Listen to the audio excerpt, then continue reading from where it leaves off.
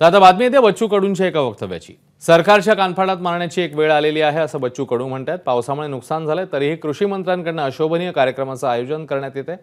संभाजीराजे छत्रपती यांनीही कृषी मंत्री धनंजय मुंडे यांच्यावर टीका केलेली आहे। कृषी मंत्र्यांना लाज वाटायला हवी असं म्हणतात राजू शेट्टी।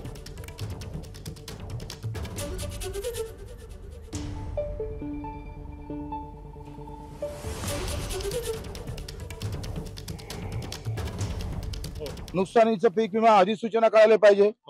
ते अधिसूचना कलेक्टरने काढल्यानंतर कंपनी ते 75% 25% आता 75% नंतर एकूण पंचनामे झाल्यानंतर ते भेटणारच नाही।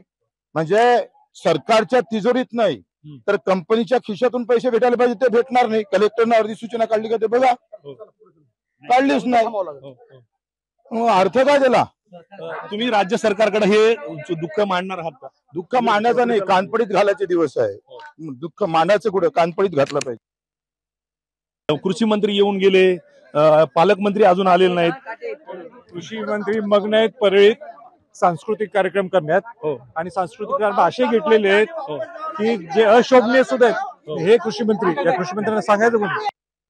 दुर्दैव आहे की एवढं सगळं होत असताना इथूनच 50 किलोमीटर अंतरावर कृषी मंत्री मोठा शो करतात, कार्यक्रमाचा काय काय करतात, रंगढंग चालू आहे आणि इथं लोकांचा मात्र आक्रोश चालू आहे। जरा तरी लाज वाटली पाहिजे। आज सगळी भांडी कुंडी संसार होऊन गेलाय गरीब लोकांचा, त्यांना आता मदत करणं, मग त्यांच्यासाठी राहण्याची व्यवस्था केली का? त्यांच्यासाठी कॅम्प सुरू केली का? मग काय केलं प्रशासनानं? काय केलं? खरं तर जोड्या हातात घेऊन लोकांनी उभा राहिला पाहिजे असं मला वाटतं। एबीपी माझा, उघडा डोळे बघा नीट।